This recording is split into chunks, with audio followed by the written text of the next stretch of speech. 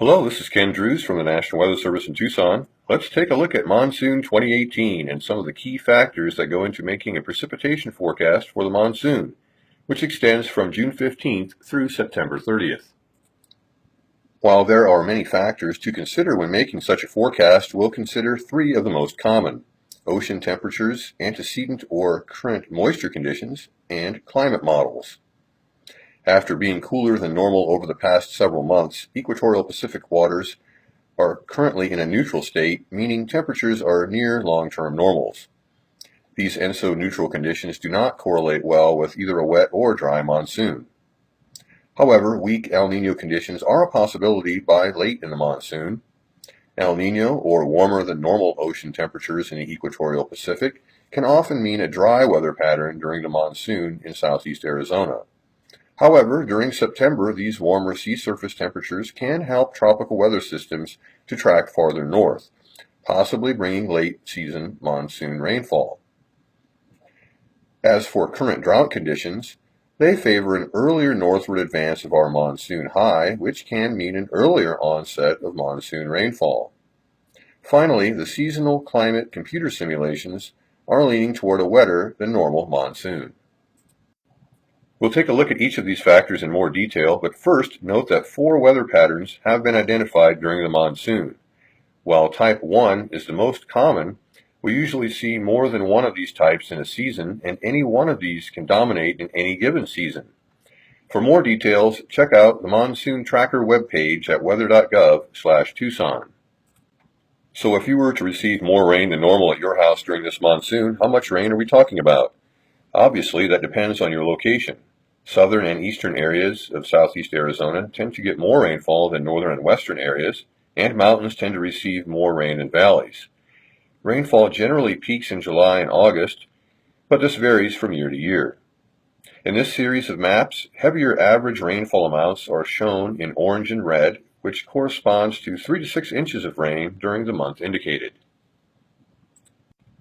As you may remember, July was really the only month in which above normal rainfall prevailed during last year's monsoon. In this series of maps, the amount of rain that fell last year is compared to average. Greens and blues indicate areas which received more rain than average for that particular month in 2017, while yellows and oranges show where it was drier than normal. Now back to those factors that go into the monsoon outlook. The relationship between equatorial Pacific Ocean temperatures and our monsoon rainfall is fairly weak, but still worth taking a look at. As we start monsoon 2018, we are in a neutral state, but the forecast is for warming waters into weak El Niño conditions by late in the season. As mentioned earlier, El Niño tends to favor a drier monsoonal pattern.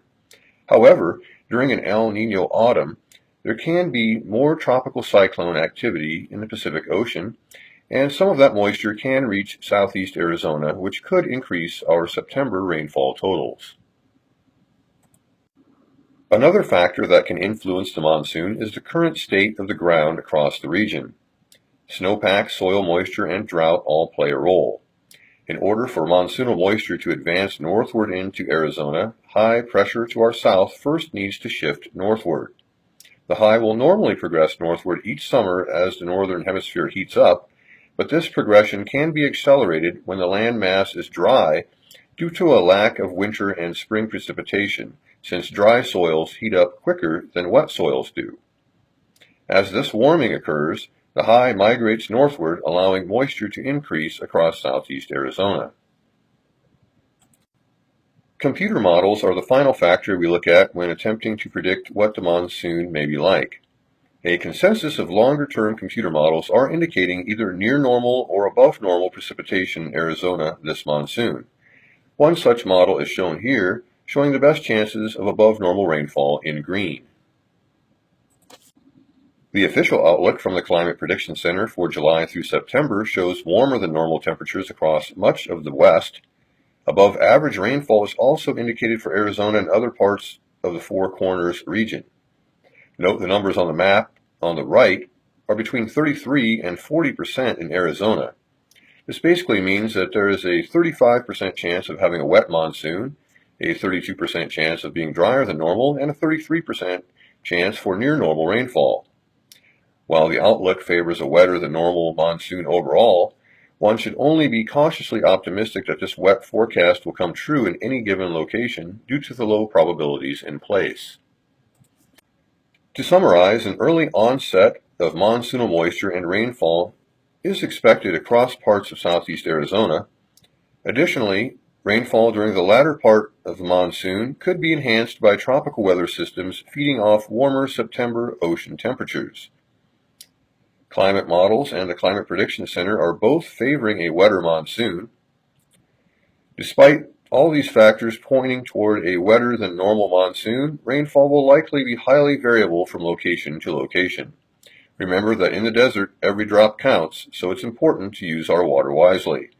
Also, please remember to be prepared for flash flooding and other dangers associated with thunderstorms during the monsoon. Thanks for listening to this presentation. For additional information about the monsoon, climate prediction, and monsoon safety, see the websites listed here. Stay tuned for more information and stay safe.